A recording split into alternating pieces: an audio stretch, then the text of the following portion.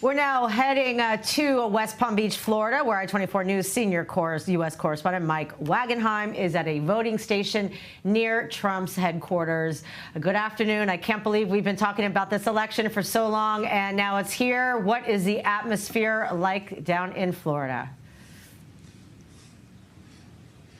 Yeah, this isn't going to be the last day we talk about this election, by the way. It'll be far from over even when the sun goes down here tonight. We expect this to carry over for days. But it's been fairly quiet here at the polling station so far this morning. This in a neighborhood right down from the one of the main strips in West Palm Beach. And as you mentioned, down the street from where Trump will hold his watch party for supporters later on tonight. We do expect, although it's not yet confirmed, that Trump himself will appear this evening around the time that the results start coming in, and at least there's some sort of indication where this election is heading as the polls start closing in key states.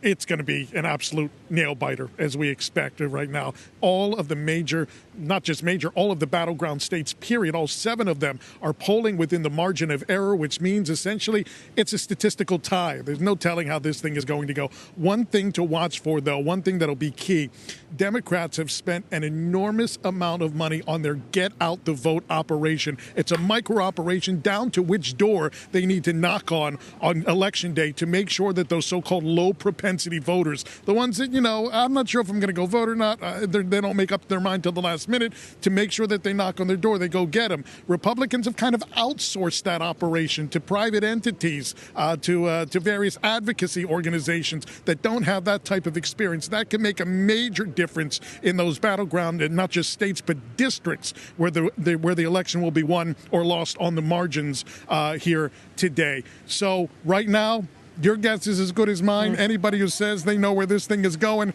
doesn't exactly know what they're talking about. We are in for a long evening and probably a long week here in the U.S. Well, and this is nothing new. I mean, you've been covering this, over the course of several U.S. elections. I'm not going to age you because you are only 28 years old and just old enough to vote. But this isn't the first time we've been in a nail-biter, close call situation. This time, obviously, if that's the case, I imagine it's going to be even more, I guess, vitriolic than the last one? I was in college for Bush versus Gore, so at least I'll age myself a little bit there. But that was actually somewhat organized chaos. I mean, at least that went to a Supreme Court ruling. There were no riots out on the streets. There was no storming of the U.S. Capitol. You look back to 4 years ago, obviously a different scenario. On the plus side, at least there is an effort now to try to make sure that the authorities are aware of any threats that might be taking place. They're certainly scouring social media, scouring any extremist organizations that they may have been embedded in, and at least have an awareness now of the possibility of anything like that may take place, or at least we would hope so. No hanging chad. No hanging chads. No hang. We've progressed a little bit from the hanging chads of 2000. Yeah. Things are a little bit more organized from an electoral standpoint. Yeah. There's been no issue with that. There's still obviously questions coming mainly from the right about election security.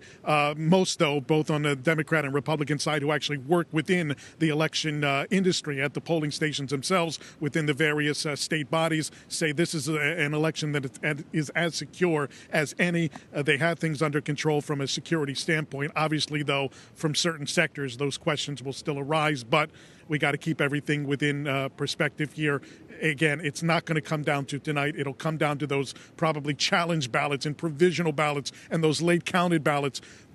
But another point to make before we go, Emily, Republicans have done a much, much better job this time around of getting out the early vote. Remember, this is something that Donald Trump shunned. Don't vote by mail. Don't go out early. You can only vote on Election Day. That's what he said 4 years ago.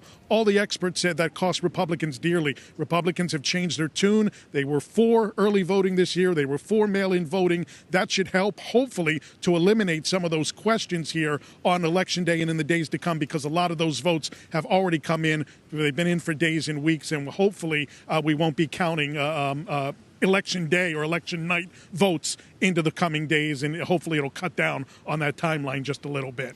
All right, Mike, don't go anywhere. We're in the studio now with Zach Anders and Ariel Osaran. And Zach signaled to me that he has a question for you. So if you're still there, Zach would like to ask you a question. Mike, you're at a polling station there in West Palm Beach. During that hit, I didn't see anybody walk behind you. It's 10 a.m. on the East Coast. Is there long lines for people trying to go in and vote? We don't right have now? Mike anymore. Ow. Darn it. Okay. We were trying without informing Mike. But you know what? You're right. Let's just talk about that now. It looks very empty. It's not 7 in the morning. It's not 8 in the morning. Nobody walk past. It's Florida. Yeah. What does that tell us? I don't know. How can we read into that? Capital of the planet. You should have. And they're up for for maybe they early already breakfast. voted at 7 a.m. I think that makes more sense. Yeah, it is strange. Definitely strange. So what do you think this says? Listen, we know a lot of people did vote early. So it sounds like the people that voted early were more of the people voting for Trump. Is that true? You know, we don't have a lot of the early returns in a state like Florida. We don't have any of those early returns. But the campaign, the Trump campaign, is saying that they're getting those based on their internal evidence. They've been doing their own get out the vote effort, like Mike mentioned. They say that the mail-in ballots and the early returns show them up huge in Florida. But yeah, that was really interesting to see a polling place, especially when this has been talked about. So I guess let's just continue.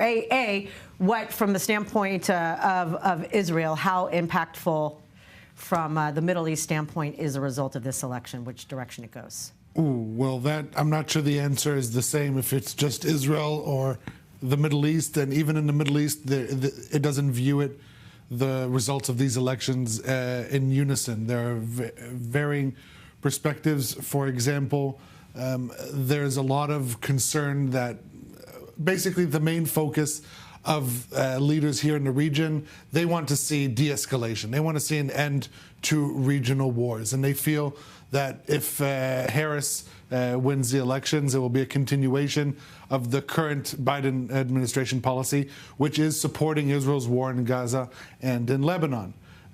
Trump has voiced intentions to bring to a swift end the war in Lebanon, so that is something that Arab leaders are interested in. However, if you look closer to Israel's borders like Jordan or Egypt, Jordan has a very bad experience with Donald Trump following the recognition of Jerusalem as the capital and also the deal of the century that would essentially allow Israeli annexation of the West Bank. And so they do not want to see a return of that, but they're concerned that Kamala Harris won't be forceful enough against Israel. So there's a lot of different interests. As for Israel, it's no secret a vast majority of Israelis want to see Trump back in the White House following especially what you see happened. A big billboard on the main freeway. It says Israel stands with Trump. It's a pretty big electronic ad, but it just seems that but at the same time here in Israel, people have been happy with Biden and felt that Biden, from the beginning of the war, sending the aircraft carrier has definitely given all of us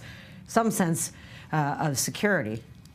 Yeah, so in Israel, the expectation is that Kamala will, at best, be a continuation of Biden's policy, even though her rhetoric doesn't indicate anything otherwise, a complete continuation of the current administration. As for Trump, that's a wild card, and that's what also has a lot of regional leaders on edge, is lack of predictability, volatility in the policies. Yes, he's a strong man, but not necessarily. If he doesn't view you in the pool of good versus bad, then it will be hard to cooperate. So there's a lot of varying sentiment. Yeah, moving parts in the Middle East, and you can't indicate on one specific preferred candidate in any of the countries, even. It's not black and white. And not as a whole, right. That's for sure. All right, we'll be back with you guys in a second. Now we're going to be going to Jerusalem, where there's a U.S. election event taking place there